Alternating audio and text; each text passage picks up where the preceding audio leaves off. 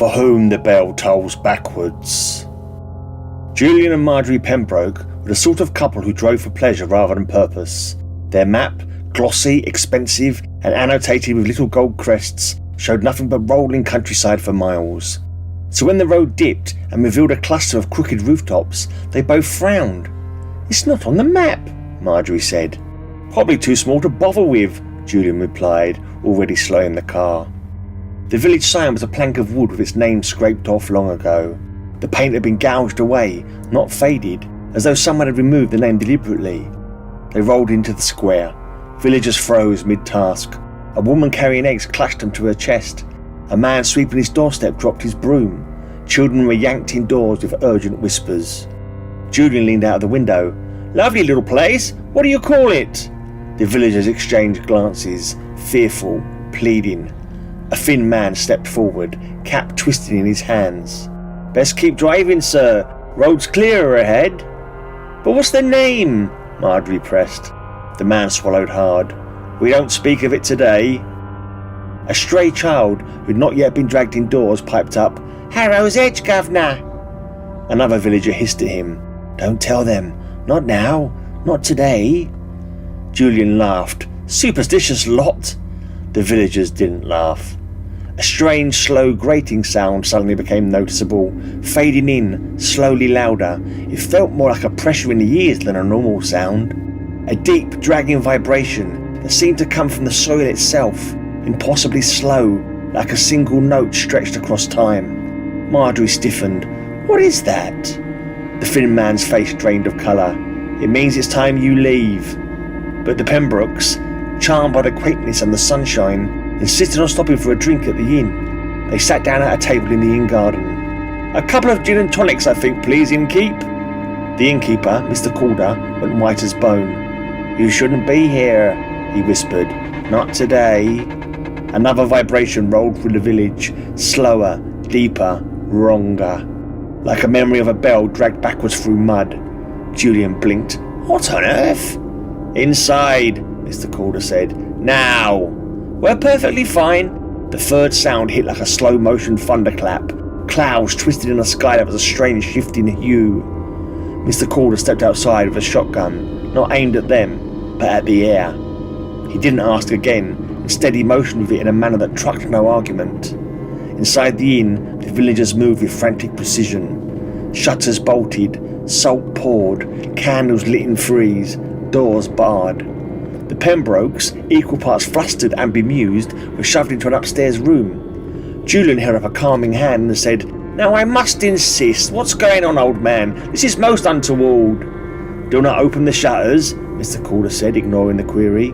"Do not look outside. Do not answer if something calls your name." Marjorie scoffed. "Honestly." But the wind began to howl, not like wind, but like breathing. The strange sound had continued throughout, speeding up each time it repeated, like a bell tolling, but in reverse. Something scraped along the walls. Something whispered a language that felt like drowning. Something slurped wetly at the shutters. The backward tolls quickened, still impossibly slow, but gaining weight, like something vast turning over in its sleep. Black shimmering ooze seeped between the boards, pulsing like a heartbeat. Julian backed away. Marjorie clutched his arm. The tolls accelerated, faster, louder, but stacking, overlapping, folding in on themselves until the air vibrated with reversed time. The clangor forcing them to cover their ears. And then, silence. Downstairs, they knew the rules. They knew to wait until dawn.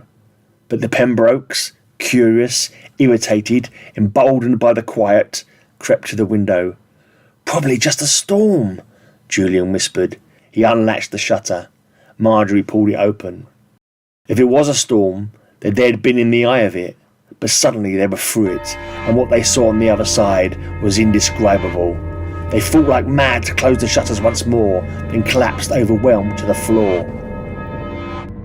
When the indoors were unbarred at dawn, the Pembrokes burst out into the square, screaming, or trying to. Half of Julian's face had drooped like melted wax. One eye was larger than the other, bulging and glassy.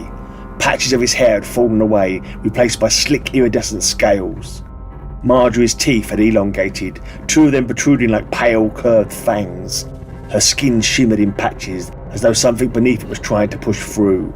Her voice came out doubled, one tone human, the other echoing from somewhere deep and cold. They fled the village in blind terror, stumbling into their car and speeding away. The villagers watched in silence. The Pembrokes went straight to the police.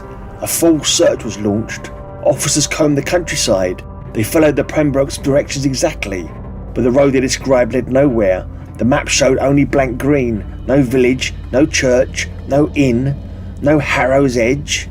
The police tried chalking it up to hysteria, or a prank, or a shared delusion. However, none of those theories could explain the unnatural changes the tragic couple had undergone.